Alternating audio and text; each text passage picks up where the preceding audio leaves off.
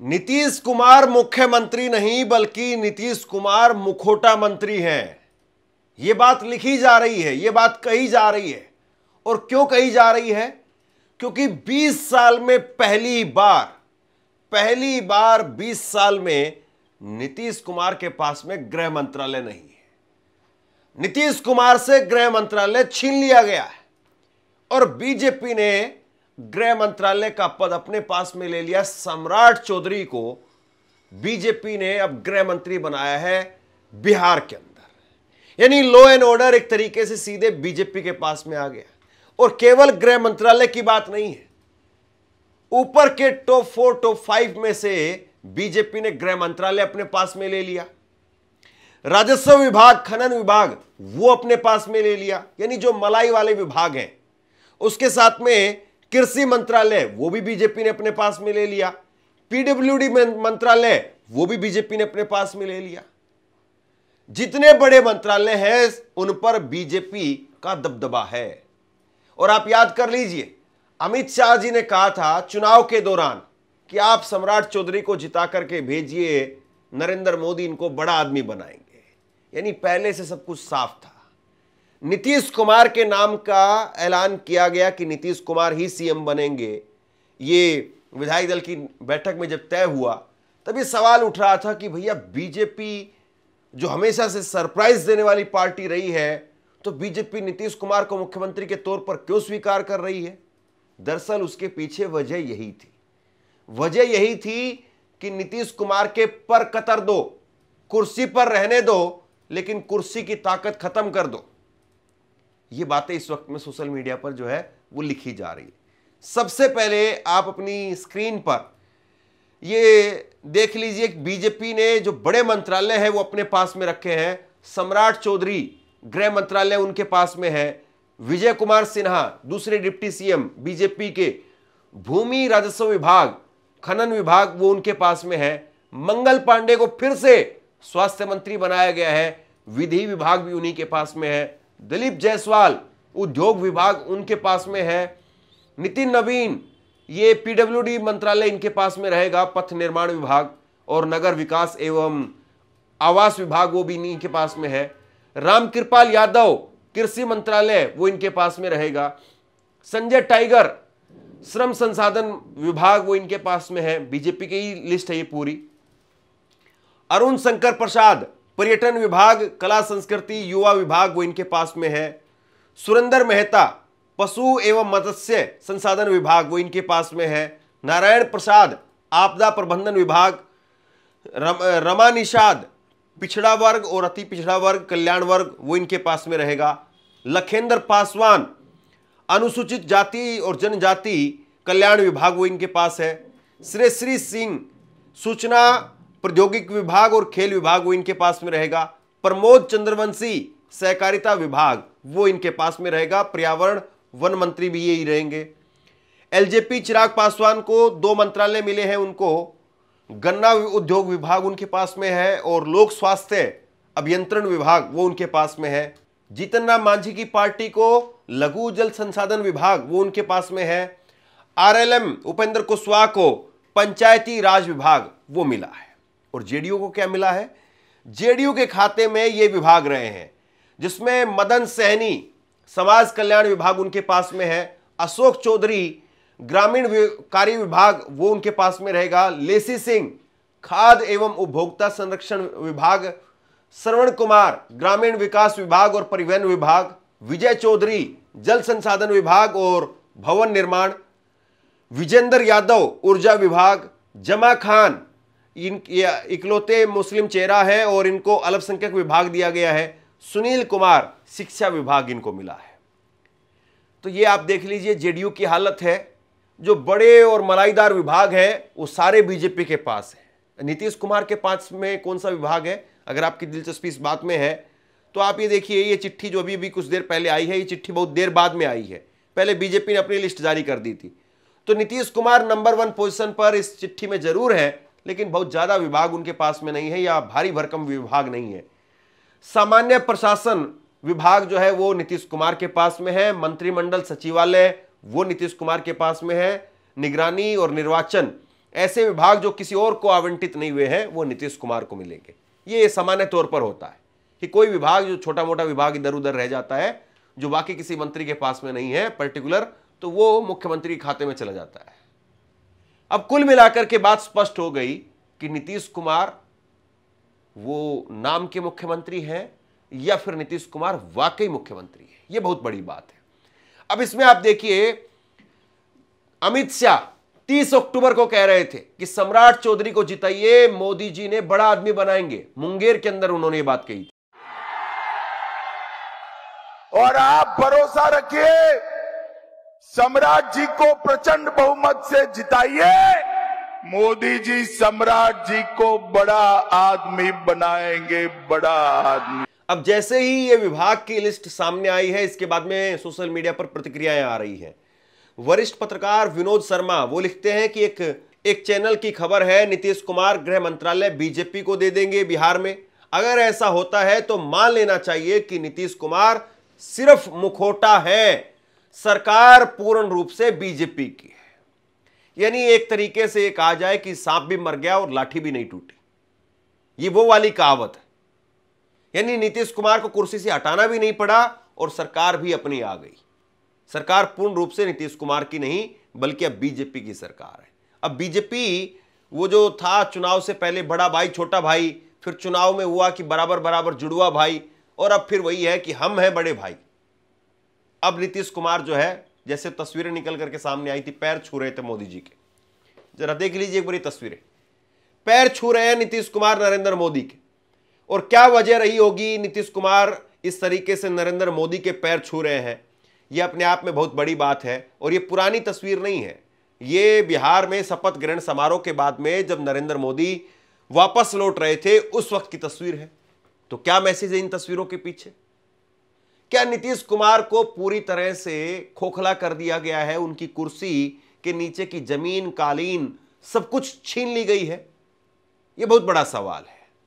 संजय सिंह वो लिख रहे हैं कि नरेंद्र मोदी और अमित शाह की पसंद बहुत खास है। जिस नेता पर मर्डर केस में जेल जाने का आरोप है, जिस नेता पर फर्जीवाड़ा करके जेल से निकलने का आरोप है, जो नेता आज तक अपनी 10वीं की मार्कशीट नहीं दिखा पाया, जो बालिग होते हुए मुकदमों और आरोपों में घिरने लगा, अब वो बिहार का गृह विभाग संभालेगा। धन्य हो 10,000, धन्य हो SIR और धन्य हो बिहार। ये जो है वो सवाल उठेंगे कि गृह मंत्रालय मिला है, गृह मंत्री बने हैं सम्राट चौधरी। गृह मंत्री मतलब वैसे तो कायदे से सरकार में नंबर 2 की हैसियत होती है, नंबर 2 पोजीशन होती है, लेकिन यहां पर यह भी समझने वाली बात है कि यहां पर नंबर 2 पर लाकर के दिखाया जा रहा है कि भैया अब सम्राट चौधरी कभी भी रिप्लेस कर देंगे। और ये मैं नहीं कह रहा हूं, आप नीतीश कुमार को जरा सुन लीजिए एक बार, आपको बहुत कुछ समझ में आ जाएगा। इसलिए हम आपसे आग्रह करेंगे कि तारापुर विधानसभा क्षेत्र में एनडीए बीजेपी के जो हम लोगों के उप मुख्यमंत्री हैं, आइए कितना बढ़िया काम करते हैं जी। सरकार के काम में ये इतना बढ़िया काम करते हैं, तो आप इनको इस बार करवा दिए हैं। हमारे साथ जो पहले थे उनको थे कह दिया था कि नहीं यही लड़ेंगे, तो ये तो है, आप आपको बोल दिए। आप बहुत अच्छा से इनको काफी जिताइएगा, ठीक होगा तो करिएगा ना भाई। हम इधर आइए, इधर आइए।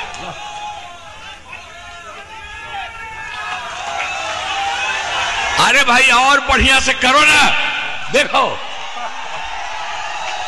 इनको बनाइएगा तो ये कितना ऊपर है।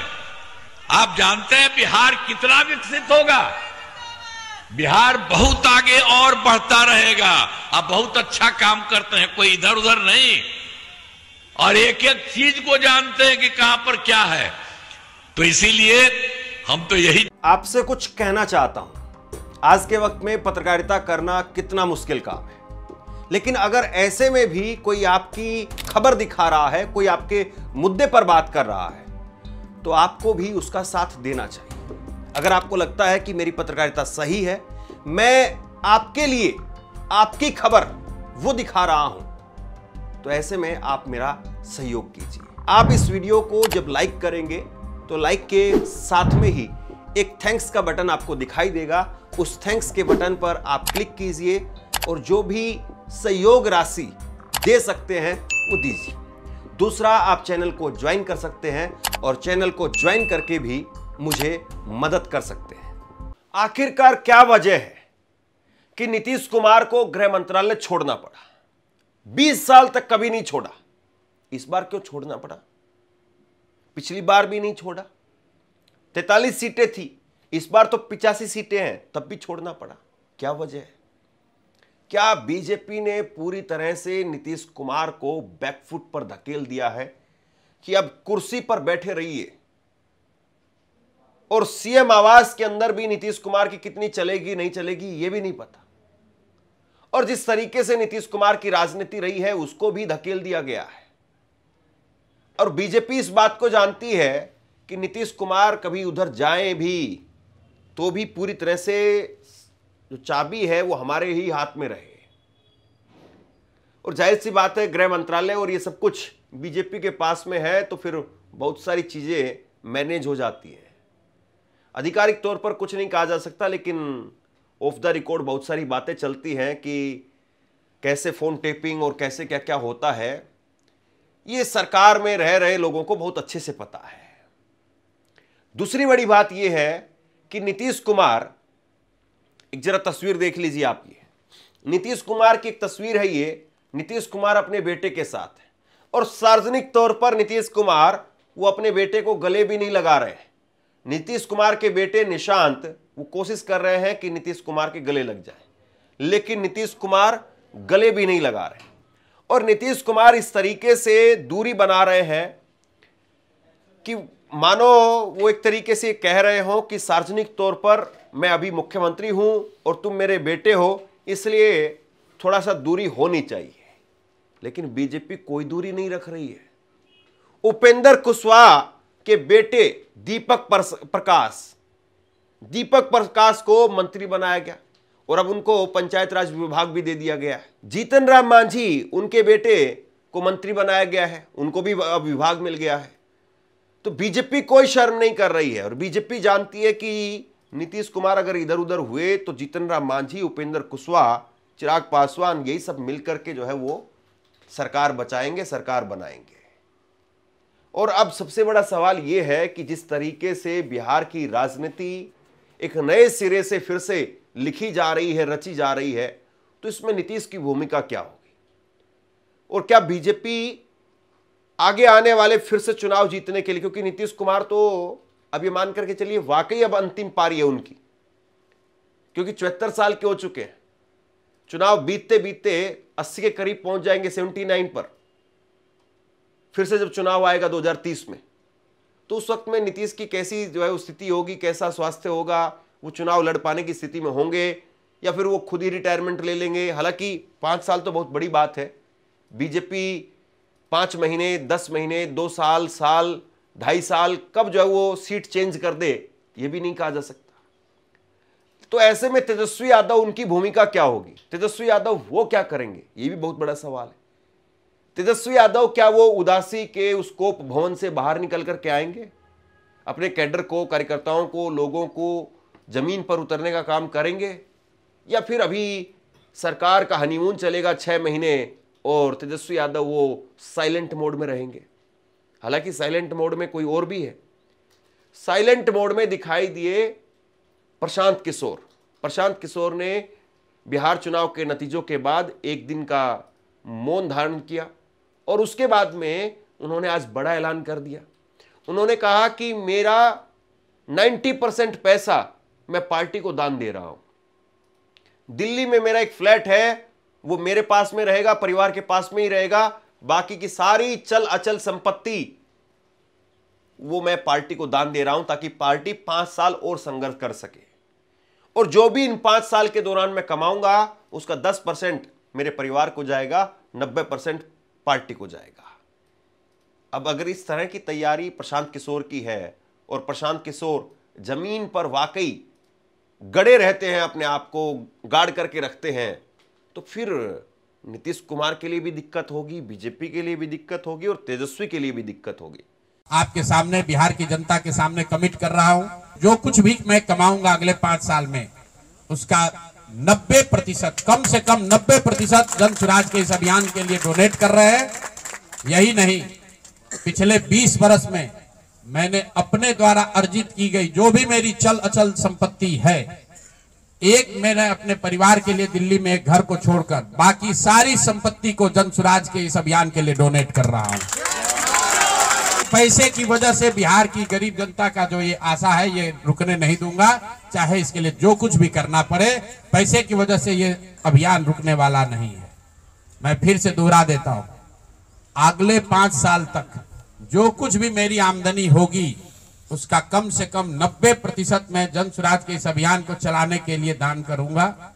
और दूसरा, पिछले 20 वर्ष में जो कुछ भी मैंने कमाया है, मेरी जो चल अचल संपत्ति है, उसमें अपने परिवार के लिए घर को छोड़कर बाकी सब कुछ जरूरत के मुताबिक जन स्वराज को डोनेट कर दिया जाएगा। इसके साथ ही मैं आपके जरिए बिहार की जनता से, जन स्वराज से जुड़े हुए लोगों को ये आह्वान करना चाहता हूं, आप भी संकल्प लीजिए।